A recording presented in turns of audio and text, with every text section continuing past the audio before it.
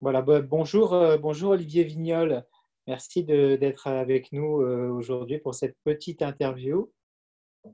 Bonjour Euh, Charles. Bonjour. Vous êtes un des adhérents du MEDEF Paris, ICAD. On va commencer par vous présenter. Dites-nous ce que vous faites en quelques mots et c'est quoi le métier d'ICAD?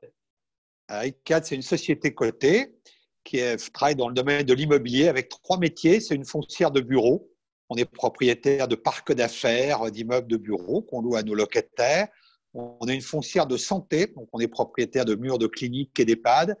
Et puis on est un promoteur immobilier, c'est-à-dire qu'on construit des immeubles de logement, de bureaux, des hôtels, des EHPAD encore qu'on vend à nos clients. Voilà, donc on est une, entre guillemets, grosse société immobilière. D'accord, donc vous êtes bien au cœur des problématiques du moment. On va commencer par parler d'un endroit que je connais bien, puisque dans une vie antérieure, j'étais un de vos locataires sur la zone de Rungis, avec les laboratoires de production de pâtisserie du groupe Pierre Hermé. On avait installé il y a quelques années là-bas. Comment ça se passe à Rungis? Le sujet, on a ce très grand parc d'affaires, 60 hectares, plus de 450 sociétés, plus de 10 000 personnes qui viennent travailler chaque jour. Et donc, c'est un parc qui vit au rythme du confinement. Donc, c'est évidemment extrêmement ralenti puisque nos immeubles de bureaux ou d'activités sont utilisés probablement à moins de 10%. Donc, c'est un peu le reflet de l'économie en général. Donc, mais il y a les problèmes de sécurité, de sûreté, la maintenance technique doivent être faits malgré une activité très réduite sur le parc. Et puis, évidemment, on a on a beaucoup de PME, de TPE, on a beaucoup de sociétés qui sont rien, puisque l'aéroport d'Orly est juste à côté. Donc, évidemment, les difficultés économiques de nos locataires, qui sont nos clients, deviennent un peu par ricochet les nôtres. Donc, on subit évidemment, même si c'est indirectement, voilà, une activité très ralentie et qui débouche sur un sujet dont beaucoup de gens parlent en ce moment, qui est évidemment le sujet des loyers, puisque notre chiffre d'affaires à nous, ce sont les loyers que nous facturons à nos locataires. Alors justement, comment vous gérez cette question qui est extrêmement délicate, parce que j'imagine que vous avez affaire à tout un tas de situations très différentes suivant les locataires à qui vous avez affaire. Oui, si on prend notre patrimoine, mais c'est vrai du patrimoine de Rungis, on a des sociétés qui sont des TPE, qui occupent de tout petits locaux, 2, 3, 4 salariés. Puis on a des groupes du CAC 40, parfois même des très grands groupes étrangers, qui peuvent souffrir aussi. On a, nous, le siège de très grands groupes qui sont dans l'aérien, dans le tourisme, dans l'hôtellerie. Ça a beau être des très grands groupes, ce sont des gens qui souffrent énormément. Donc nous, ce qu'on a décidé, envie de faire, c'est d'abord de beaucoup parler à nos locataires, beaucoup plus que de s'écrire des lettres ou des mails ou des recommandés ou autres, c'est de discuter avec les gens pour bien comprendre leurs difficultés, leur expliquer les nôtres aussi.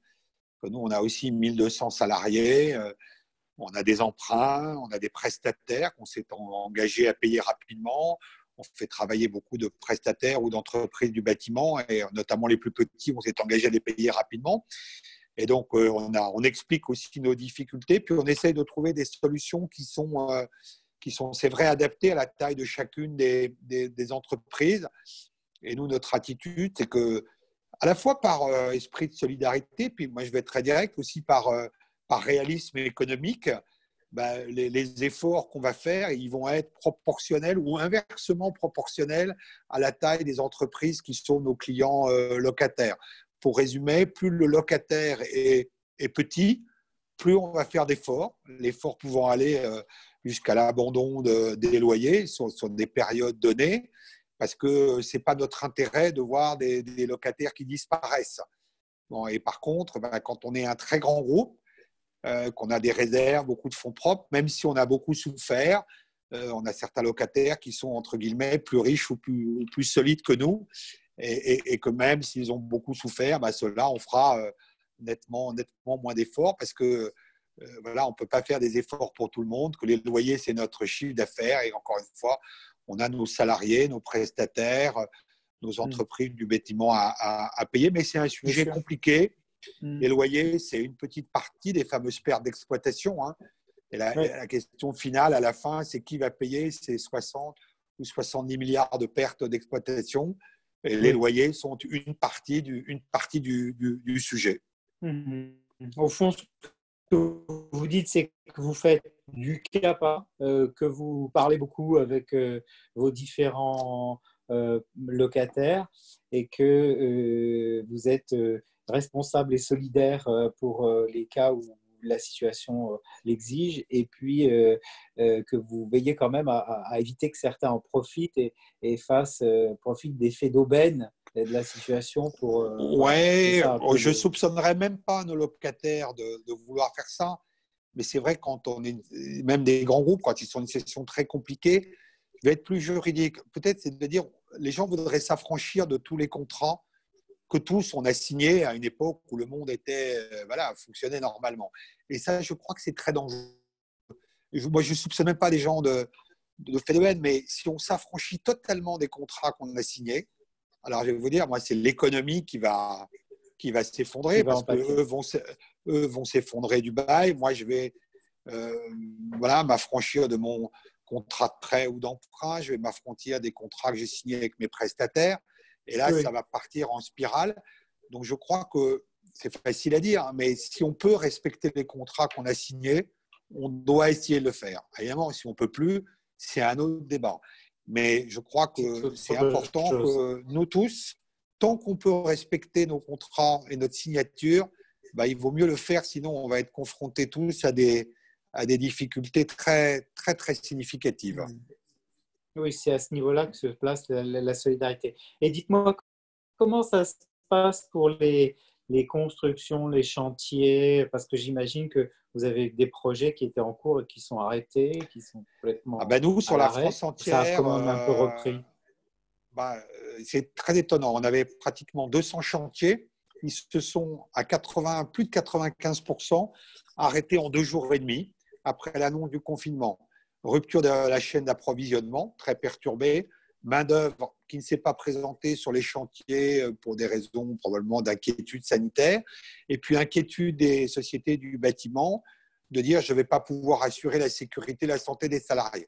Donc ça s'est arrêté, la filière bâtiment, bâtiment travaux publics, pratiquement 10% du PIB, s'est arrêté en 48 heures, probablement à juste titre, et l'a fait redémarrer est très compliqué. C'est peut-être presque aussi compliqué que de faire redémarrer des usines. Donc ça redémarre tout doucement. Un guide a été sorti de bonnes pratiques.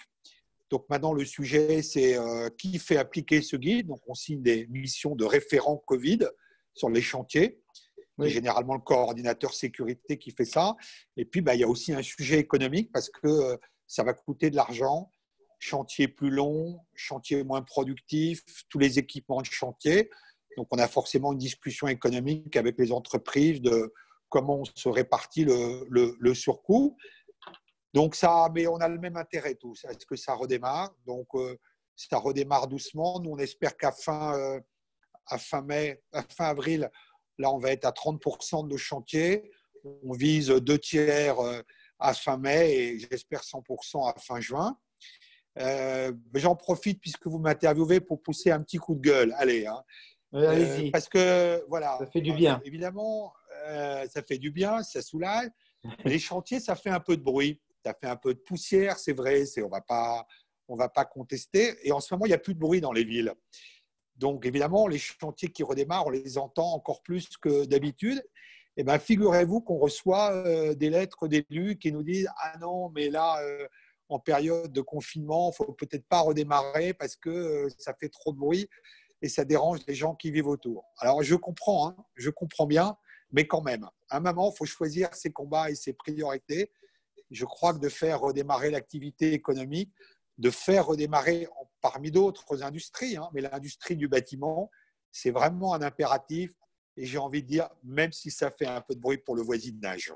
Oui, oui, et puis espérons que ce bruit va se trouver un peu amorti, noyé dans le bruit de la reprise de la vie, tout simplement, parce que là, depuis quelques semaines, la vie que l'on mène n'est pas une vie normale. Donc, il va falloir revenir à la normale. Mais, Ben, on merci peut pour le coup de l'espérer, gueule. on peut l'espérer, hein, Merci. mais Oui. on gueule jamais contre les élus, on n'a pas le droit, mais c'est un petit message, voilà, un petit Bon, bon, message. très bien. Message entendu. Merci pour votre temps, Olivier. On va mettre fin à l'enregistrement. Et merci. Et puis, ben, on continue de prendre Non, des nouvelles, et de vos merci au nouvelles. MEDEF, hein, parce que tout ce que vous nous envoyez, c'est très utile dans cette période où on a beaucoup de textes à analyser tous les jours, etc. Et le travail d'analyse, de synthèse et la cellule de crise, enfin en tout cas pour une entreprise comme ICAD, ça a été très, très, très utile. Bravo à vos équipes. Merci beaucoup. Ça va beaucoup les encourager à continuer. Merci, Olivier. À bientôt. À bientôt. Au revoir. Au revoir.